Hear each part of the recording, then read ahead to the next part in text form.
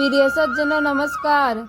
मैं आपके लिए भोलेनाथ और उनकी परम भक्त एक बूढ़ी माई की कहानी लेकर आ रही हूँ।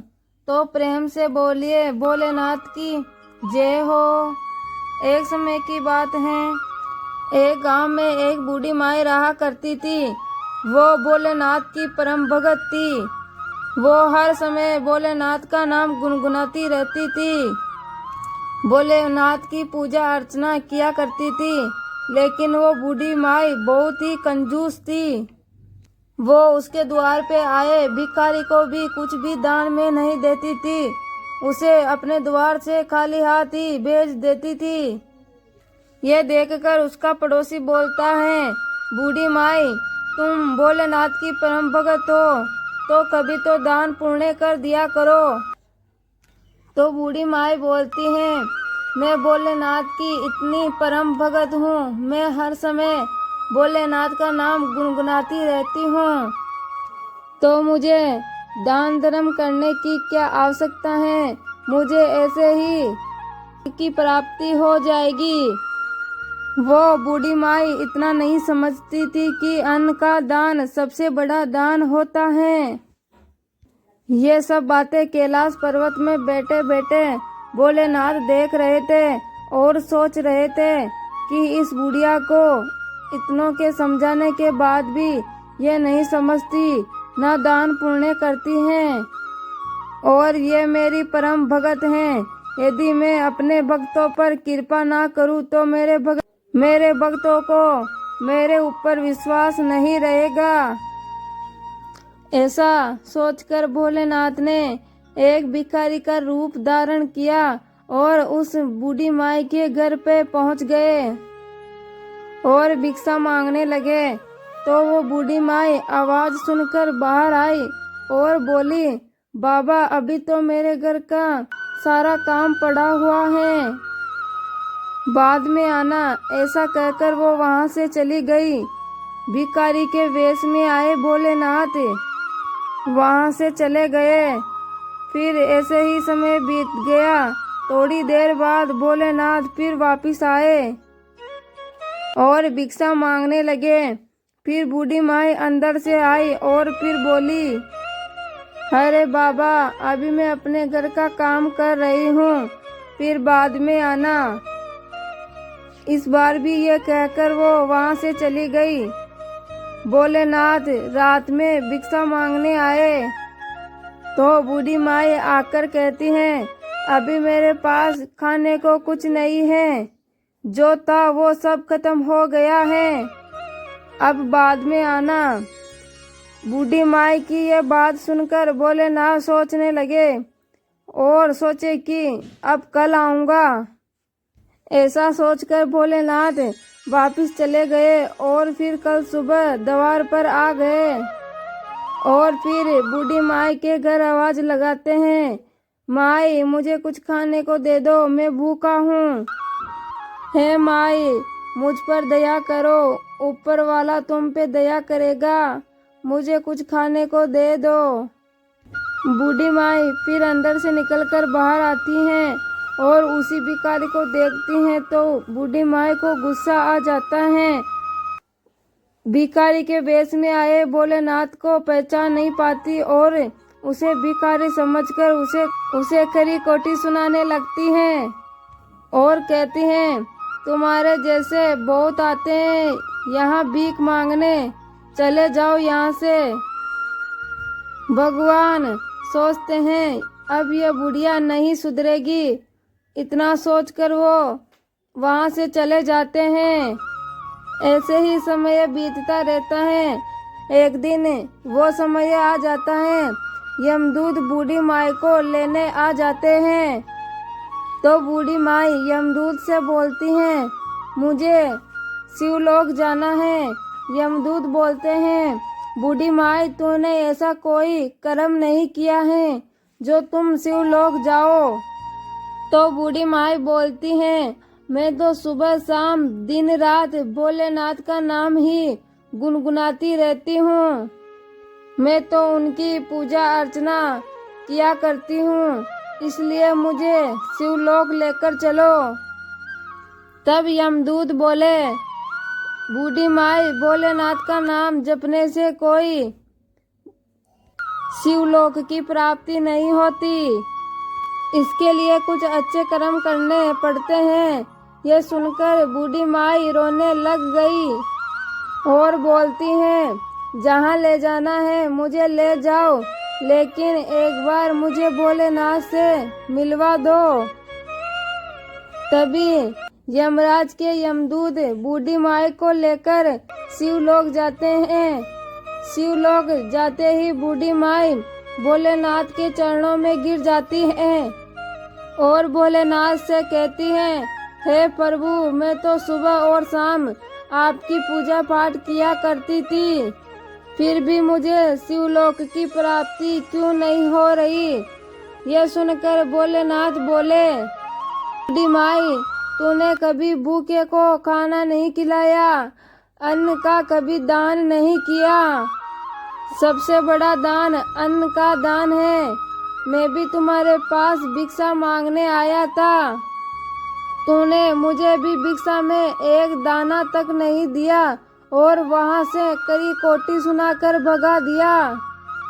यह सुनकर बूढ़ी माई बोलती हैं, हे प्रभु, मुझे माफ कर दीजिए। तो भोलेनाथ उसे एक मौका फिर से देते हैं और बूढ़ी माई से कहते हैं, तूने मेरी बहुत भक्ति की है, इसलिए मैं तुम्हें एक मौका और देता हूँ। तुम धरती पर जाओ और जाकर जितने धर्म पुण्य कर सको कर लो। तुम्हारे पास सिर्फ एक सप्ताह का मौका होगा। ये सुनकर बूढ़ी माई खुश हो गई और फिर वो अपने शरीर में समा गई। अब बुढ़िया माई के घर पर जो भी भिखारी आता उसे बहुत अच्छे अच्छे पकवान बनाकर खिलाती और अच्छा पकवान बनाकर भिखारियों में बांटकर आती। पूरा सप्ताह बहुत दान पुण्य किया। बूढ़ी माई ने अपने मरने से पहले खाली लोटे से लेकर धन दौलत चांदी सोना सब कुछ दान किया।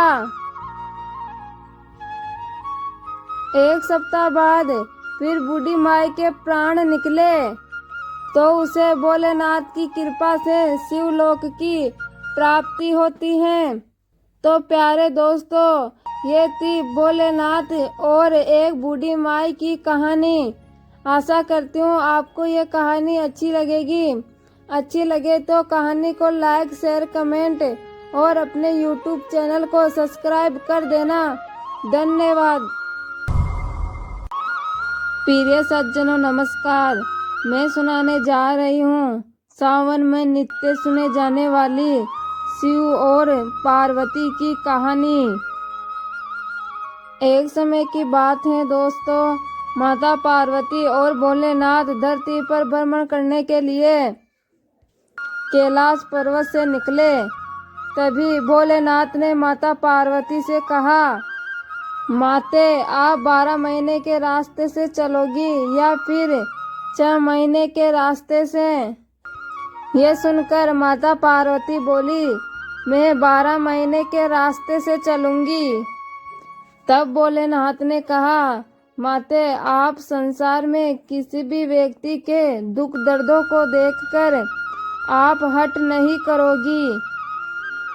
ये सुनकर माता पार्वती मान गई, ठीक है प्रभु, मैं हट नहीं करूंगी। भोलेनाथ माता पार्वती को लेकर चल दिए तो उन्होंने रास्ते में देखा एक घोड़ी कष्टा रही थी, उसके बच्चा होने वाला था। उसकी ये पीड़ा देखकर माता पार्वती भोलेनाथ से पूछी, ये घोड़ी क्यों कष्टा रही है, इसे क्यों ये पीड़ा हो रही है? शिव जी बोले, माते, ये माँ बनने वाली है। तो माता पार्वती बोली कि माँ बनने में इतना दुख होता है क्या? भोलेनाथ, आप मेरे तो गांठ लगा दो। मैं शिव जी कहते हैं, अब आगे चलो। आगे चलते चलते एक राजा का राज्य आता है। वहाँ दूर दूर तक शांति और उदासी फैली होती है। माता पार्वती यह शांति देखकर बोलती हैं, यहाँ पर सब शांत क्यों है? तभी नगर की महिलाएं बोलती हैं, हमारे यहाँ की रानी माँ बनने वाली है और वो कष्ट में है, इसीलिए हमारा गांव शांति में है और सभी के चेहरों पर उदासी छाई है। तभी पार्वती जी फिर शिव जी से कहती हैं, माँ बनने में इतना कष्ट तो आप मेरे गांठ लगा दो। वो शिव जी को कहती ही रहती हैं, लेकिन शिव जी उनकी बात को अनसुना कर देते हैं और आगे बढ़ने को कहते हैं। फिर वो आगे बढ़ते हैं तो रास्ते में देखते हैं एक गाय कष्टा रही थी।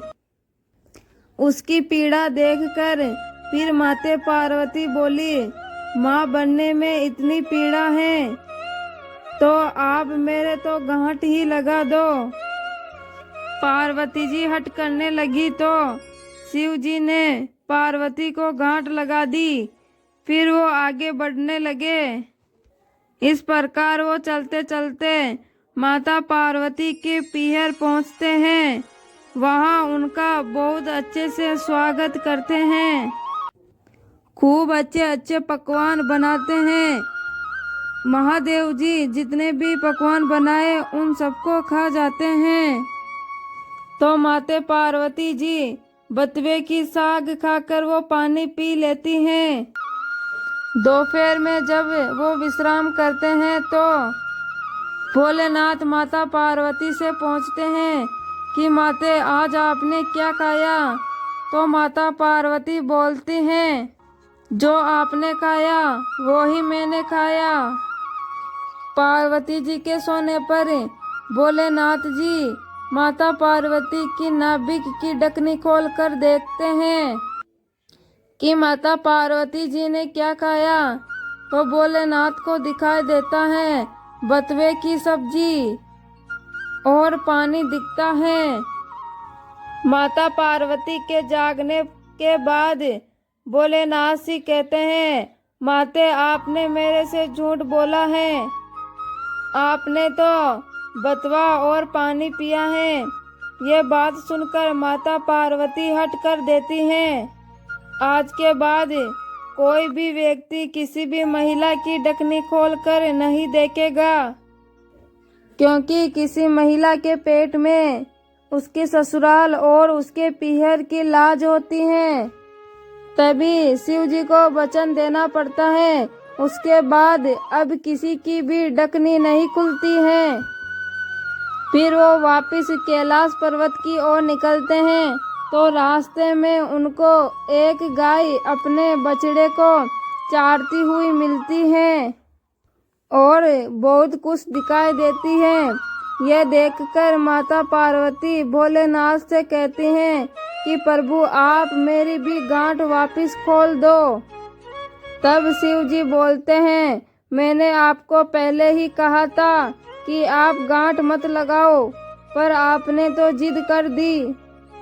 फिर वो वहां से आगे बढ़ते हैं तो राजा के दरबार में खूब ढोल नगारे बज रहे थे, मिठाइयाँ बट रही थी, सब लोग नाच गान कर रहे थे, सभी लोग खुशियाँ मना रहे होते हैं।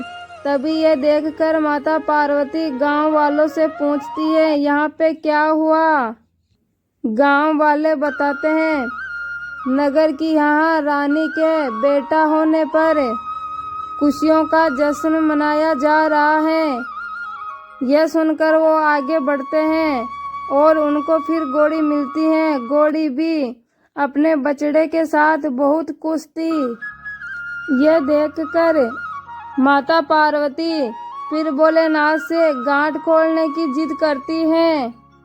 मैंने आपको पहले ही कहा था गांठ मत लगवाओ, यहाँ मृत्युलोक में हर चीज आपको लुभाएगी, पर आप नहीं मानी और आप हट पकड़ लेते हो। पार्वती फिर नहीं मानी। यह बात सुनकर भोलेनाथ माता पार्वती की गांठ खोल देते हैं। और फिर वो कैलाश पर्वत पहुंच जाते हैं। हे भोलेनाथ, जैसे आपने पहले माता पार्वती जी के गांठ लगाई, वैसे इस संसार में किसी को मत लगाना। प्यारे दोस्तों, ये थी भोलेनाथ और माता पार्वती की एक सच्ची कहानी। आशा करती हूँ आपको यह कहानी बहुत अच्छी लगेगी। कहानी अच्छी लगी तो कहानी को लाइक करना और प्यारे प्यारे कमेंट भी करना। अपने YouTube चैनल को सब्सक्राइब भी कर देना। धन्यवाद।